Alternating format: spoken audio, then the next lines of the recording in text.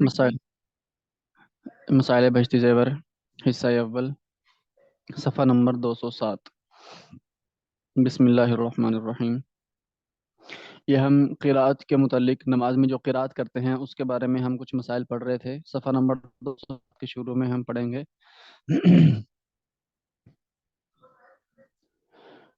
پیسہ سکہ منہ میں لے کر نماز پڑھنا تنزیہی ہے۔ سکے ہوتے ہیں نا، 1 روپے کا سکہ، 5 روپے کا، تو ان کو منہ میں لے کر نماز پڑھنا مکروہ ہے، مکروہ تنزیہی ہے۔ اور اگر ایسی چیز ہو کہ نماز میں قرآن شریف نہیں پڑھ سکتا تو نماز ہی نہیں ہوئی، ٹوٹ گئی۔ یعنی منہ سکے تو چھوٹے ہوتے ہیں، اگر منہ میں ہو بھی تو چونکہ انسان قرات کر سکتا ہے تو اس لیے وہ تو مکروہ تنزیہی ہے۔ لیکن اگر کوئی بڑی چیز منہ میں ڈالی ہے اور اس سے قرات نہیں کر سکتا، مثلا کوئی بڑا لقمہ منہ میں لے لیا، کھانا کھاتے ہوئے لقمہ لیا اور ساتھ ہی نماز شروع کر دی، تو اب وہ لقمہ چبائے گا یا قرات کرے گا؟ تو اس طرح اگر ایسی صورت بن گئی کہ وہ قرات نہیں کر سکتا تو نماز ہی نہیں ہوئی، نماز ٹوٹ گئی۔ مسئلہ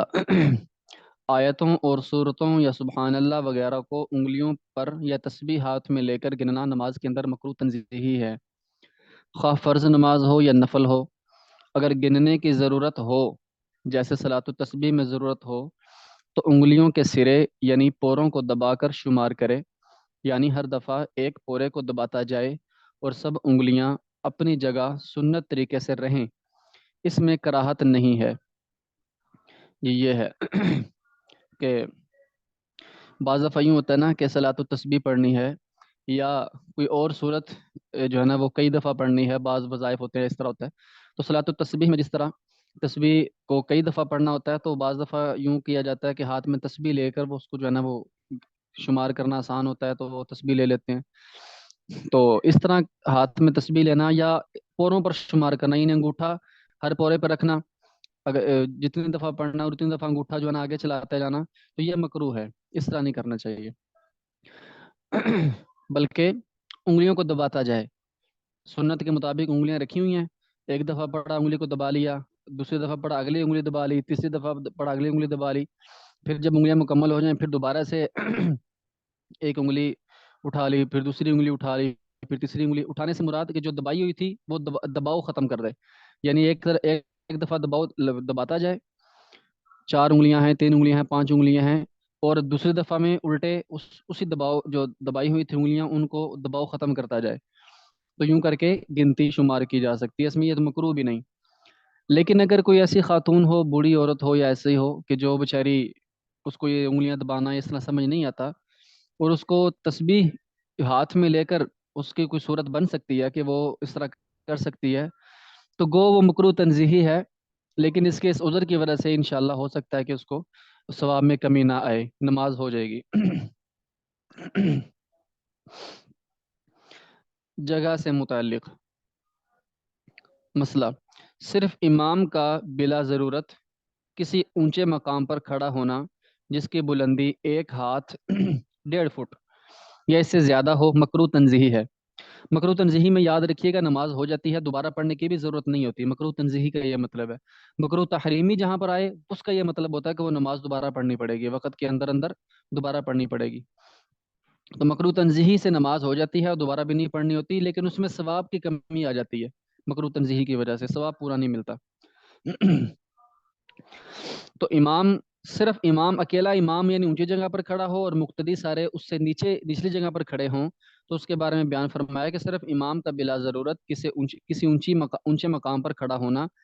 جس کی بلندی 1 ہاتھ یعنی 1.5 فٹ یا اس سے زیادہ ہو مکروہ تنزیہی ہے۔ اگر امام کے ساتھ چند مقتدی بھی ہوں تو مکروہ نہیں، لیکن اگر صرف ایک مقتدی ہو تو بھی مکروہ ہے۔ اور بعض نے کہا ہے کہ اگر بلندی 1 ہاتھ 1.5 فٹ سے کم ہو اور سرسری نظر سے اس کی اونچائی ممتاز معلوم ہوتی ہو تب بھی مکروہ ہے، یعنی دیکھنے میں اچانک سے دیکھیں تو یوں لگے یار یہ تو بڑی اونچی جگہ ہے،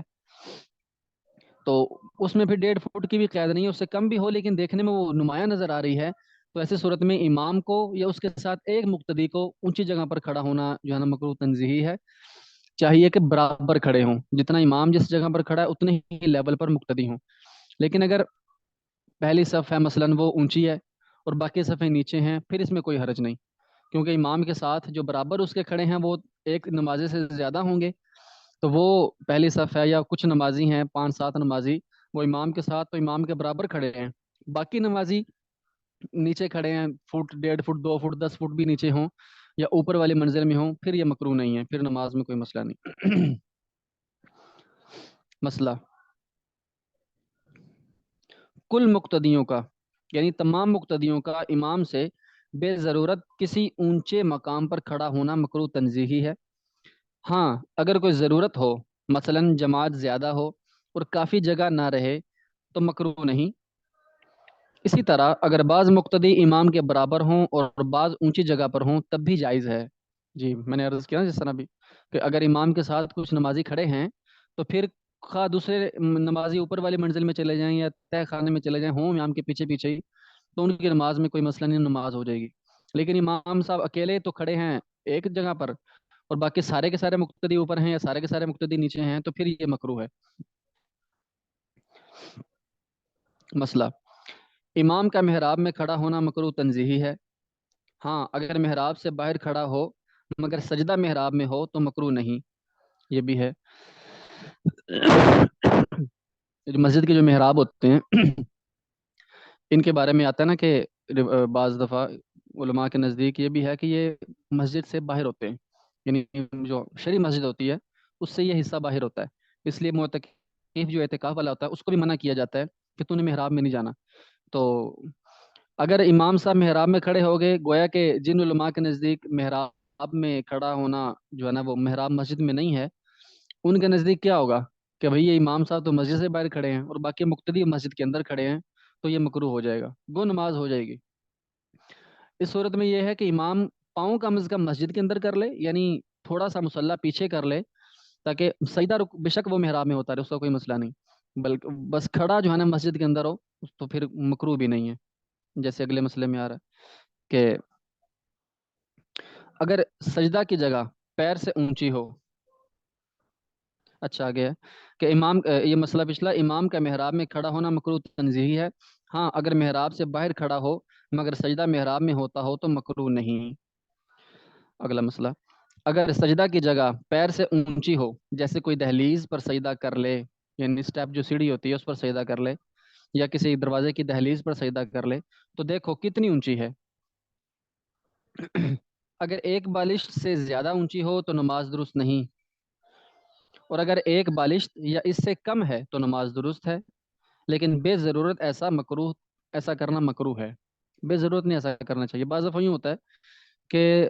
موسم کے اعتبار سے سردی گرمی میں جو ہے نا نماز کبھی مسجد کے اندر والے ہال میں ہو جاتی ہے، کبھی باہر سین میں ہوتی ہے، تو امام صاحب جہاں کھڑے ہوتے ہیں نا وہاں پر برآمدہ ہوتا ہے، یہ سجدے کی جگہ تھوڑی اونچی ہوتی ہے، تو اگر تھوڑی بہت اونچی ہے پھر تو خیر ہے، کوئی نہیں مسئلہ، لیکن اگر زیادہ اونچی ہے، یعنی ایک بالش سے زیادہ اونچی ہے، پھر یہ یوں نہیں کرنا چاہیے، پھر امام صاحب کو مصلی تھوڑا پیچھے ہی کرنا چاہیے تاکہ ان کا سجدہ ان کے برابر ہو جائے۔ مسئلہ اگر کوئی آگے بیٹھا باتیں کر رہا ہو یا کسی اور کام میں لگا ہوا ہو تو اس کے پیچھے اس کے پیٹھ کی طرف منہ کر کے نماز پڑھنا مکروہ نہیں ہے۔ پیٹھ کے پیچھے نماز پڑھ سکتے ہیں، کوئی باتیں بھی کر رہا ہو اس سے پیچھے کھڑے ہو کے نماز پڑھ سکتے ہیں، لیکن اگر بیٹھنے والے کو اس سے تکلیف ہو اور وہ اس رک جانے سے گھبرائے تو ایسی حالت میں کسی کے پیچھے نماز نہ پڑھے۔ ہاں یہ ہے، کسی کے پیچھے نماز یوں نہ پڑھے، یعنی وہ پہلے تو وہ بے شک پیٹھ جدھر مرضی پھیر سکتا تھا، لیکن آپ نے جب نماز شروع کر دی اس کے پیچھے، اب وہ پیٹھ پھیر نہیں سکتا، یعنی وہ منہ ادھر نہیں کر سکتا کیونکہ نمازی کی طرف تو منہ کرنا درست نہیں ہے، تو وہ ایک ہی پوزیشن میں اس کو رکنا پڑے گا، یا تو ہٹے یا وہ جو ہے نا وہ جگہ چینج کرے، یا تو پھر اس لیے اس کو پریشان کرنا نہیں چاہیے۔ اسی طرح آگے آتا ہے کہ یا وہ اتنے زور زور سے باتیں کر رہا ہو کہ نماز میں بھول جانے کا ڈر ہو تو وہاں نماز نہ پڑھنا چاہیے، مکروہ ہے۔ اور کسی کے منہ کی طرف نماز کر کے نماز پڑھنا مکروہ تحریمی ہے۔ ہاں یہ مسئلہ پہلے بھی آیا تھا کہ کسی جاندار کے منہ کی طرف جو ہے نا وہ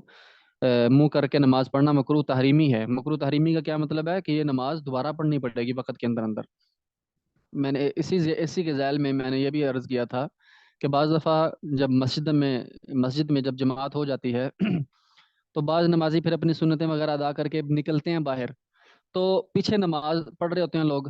تو ان کے آگے سے تو گزر نہیں سکتے، تو وہ جگہ تلاش کر رہے ہوتے ہیں کہ ہم درمیان سے کہیں سے گزر جائیں، تو بعض دفعہ یوں ہوتا ہے کہ ان کے بالکل پیچھے کوئی نماز پڑھ رہا ہے، اب وہ اور ان کو گزرنے کا راستہ نہیں مل رہا، تو وہ کیا کرتے ہیں کہ انتظار کرتے ہیں، کھڑے کھڑے انتظار کر رہے ہوتے ہیں کہ کب اسلام پھیرے اور میں کب گزروں، لیکن وہ انتظار کر رہے ہوتے ہیں اس نمازی کی طرف منہ کر کے، نمازی کی طرف منہ کر کے جو ہے نا وہ کر دیتے ہیں۔ اس میں نمازی کا تو قصور نہیں ہے، نمازی نے تو نماز شروع کی تھی پیٹھ کی طرف منہ کر کے، لیکن اس نے کیا کیا کہ اس نے اس کی طرف منہ کر لیا نمازی کی طرف، تو یہ نمازی کی طرف منہ کر کے انتظار کرنا یہ درست نہیں ہے۔ اگر انتظار کرنا ہی ہے، بے شک کنکھی سے بندہ پیچھے دیکھتا رہتا ہے، منہ موڑ کے دیکھتا رہے کہ کب یہ سلام پھیرے گا، انتظار کرنا ہے تو نمازی کی طرف جو ہے نا وہ رخ موڑ کے پشت کر دیں، پیٹھ کر دیں اس کی طرف، تاکہ وہ اس کی نماز خراب نہ ہو۔ اچھا، بلا ضرورت عمل قلیل کرنے سے متعلق، عمل قلیل یعنی تھوڑا جو ہے نا وہ کام کرنا نماز میں جس سے نماز نہ ٹوٹے، لیکن بغیر ضرورت کے کرنا، اس کے بارے میں مسئلے آ رہے ہیں۔ مسئلہ: بے ضرورت نماز میں تھوکنا اور ناک صاف کرنا مکروہ ہے، اور اگر ضرورت پڑے تو درست ہے۔ جیسے کسی کو کھانسی آئی اور منہ میں بلغم آ گیا تو اپنے بائیں طرف تھوک دے جب میدان میں نماز پڑھ رہا ہو، یعنی ایسی جگہ نماز پڑھ رہا ہے جہاں پر تھوکنے سے کوئی مسئلہ نہیں ہوگا، تو ایسی جگہ پر نماز پڑھ رہا تو تھوک دے، کچی جگہ ہے یا کوئی ایسی جگہ ہے تو اس میں تھوک سکتا ہے۔ یا کپڑے میں لے کر مل ڈالے، یا آج کل یوں ہے کہ ٹیشو ہوتے ہیں، تو نماز میں یوں ہوا کہ بلغم زیادہ منہ میں جمع ہو گیا، تو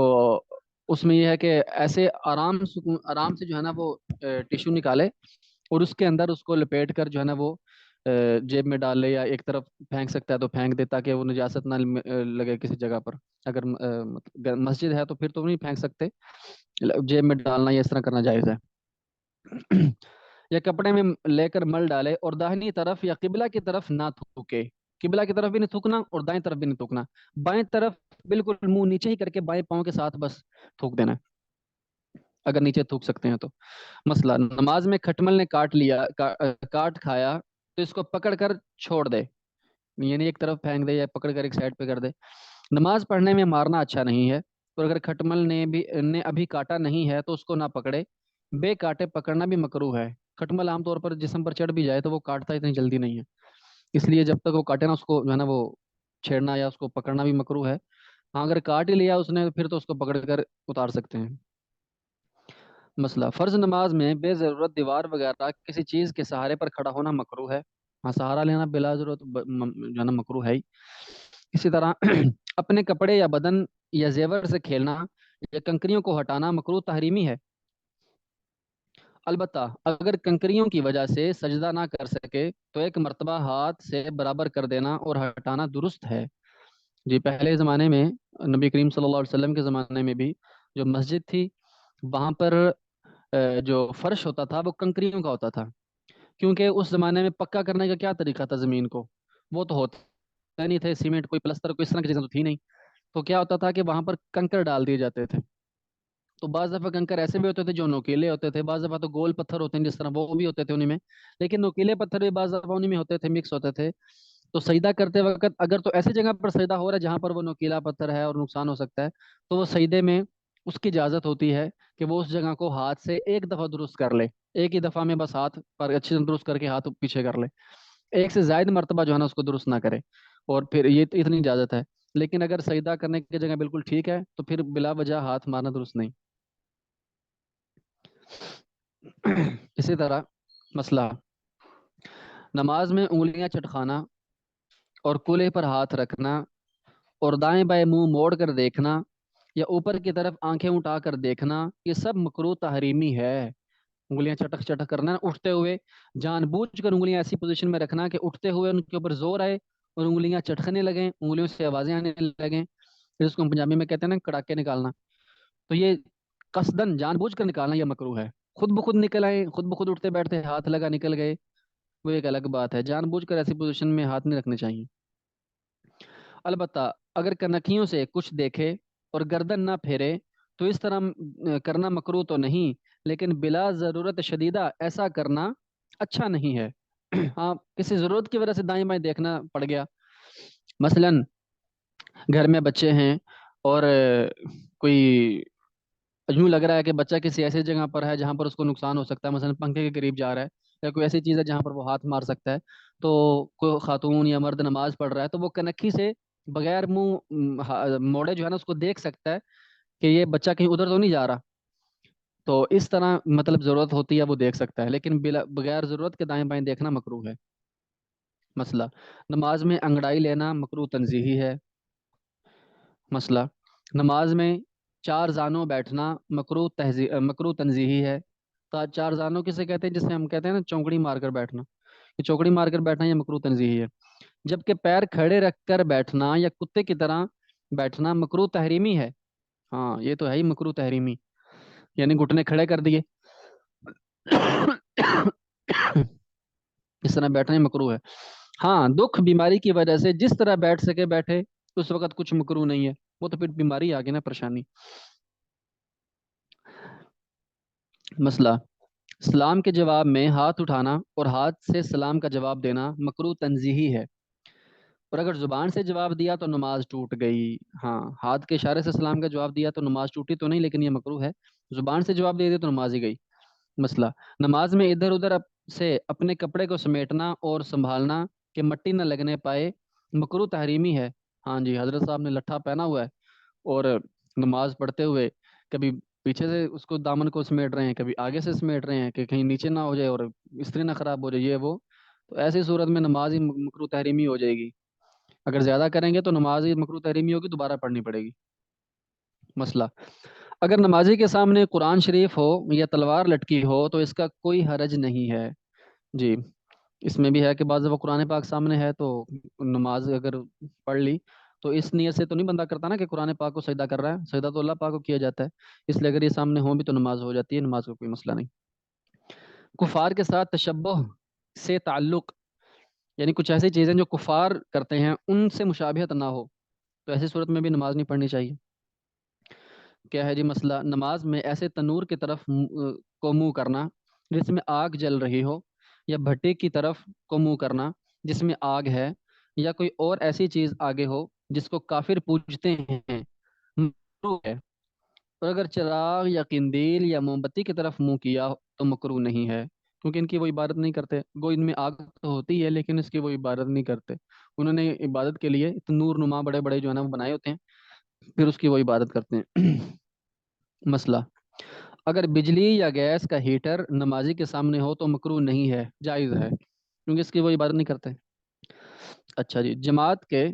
تقاضے کے خلاف کرنا، جماعت ہو رہی ہے اور اس کے تقاضا اور ہے اور اس حضرت صاحب کا تقاضا اور ہے تو یہ مکروہ ہے، کیسے جی؟ مسئلہ، مقتدی کو اپنے امام سے پہلے کوئی فعل کرنا مکروہ تحریمی ہے۔ امام صاحب رکوع میں گئے نہیں ہیں، ان کو زیادہ جلدی ہے، یہ پہلے چلے گئے۔ امام صاحب ابھی سجدے سے اٹھے نہیں ہیں، یہ جلدی ہے جی، ان کو زیادہ جلدی ہے، جتنی مرضی جلدی کر لیں، جتنا مرضی کر لیں، امام نے جب تک سلام نہیں نہ پھیرنا اس وقت تک مقتدی کی جان نہیں چھوٹ سکتی، مقتدی پیچھے بھی چلا رہے گا، اس لیے امام کے ساتھ ساتھ ہی نماز پڑھنی چاہیے، امام سے پیچھے پیچھے رہ کر۔ نماز میں حدث ہو جانے کا بیان۔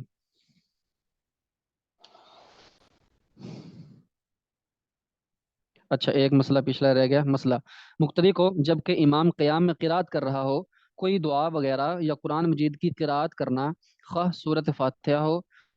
یا کوئی اور صورت ہو، مکروہ تحریمی ہے۔ جی، امام کے پیچھے قرات بھی نہیں کرنی چاہیے، خاموشی سے امام کی بس سننی چاہیے۔ نماز میں حدث ہو جانے کا بیان۔ حدث یعنی وضو ٹوٹ گیا، حدث اصغر حدث اکبر ہم نے پڑھا ہے نا، حدث اکبر جس میں غسل کرنا پڑتا ہے، حدث اصغر جس میں وضو کرنا پڑتا ہے، وہ آگے آ رہے ہیں۔ نماز میں اگر حدث ہو جائے تو اگر حدث اکبر ہو جس سے غسل واجب ہو جائے تو نماز فاسد ہو جائے گی، اور اگر حدث اصغر ہو جس سے صرف وضو ٹوٹتا ہے تو دو حال سے خالی نہیں، اختیاری ہوگا یا غیر اختیاری ہوگا، یا غیر اختیاری یعنی اس کے وجود میں یا اس کے سبب میں بندوں کے اختیار کو دخل ہوگا یا نہیں۔ اگر اختیاری ہوگا تو نماز فاسد ہو جائے گی، مثلا کوئی شخص نماز میں قہقہے کے ساتھ ہنسے، اس میں تو بندے کا اختیار ہوتا ہے، قہقہے کے ساتھ ہنسے یا اپنے بدن میں کوئی ضرب لگا کر خون نکال لے، یا عمدن اخراج ریح کرے، یا کوئی شخص چھت کے اوپر چلے۔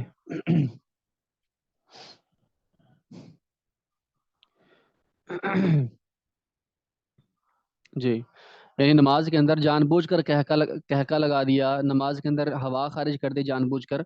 تو اس سے تو نماز اسی وقت ٹوٹ جائے گی۔ اس کی مثالیں آ رہی ہیں، یا کوئی چھت کے اوپر چلے اور اس چلنے کے سبب سے کوئی پتھر وغیرہ چھت سے گر کر کسی نماز پڑھنے والے کے سر میں لگے اور خون نکل آئے، ان سب صورتوں میں نماز فاسد ہو جائے گی.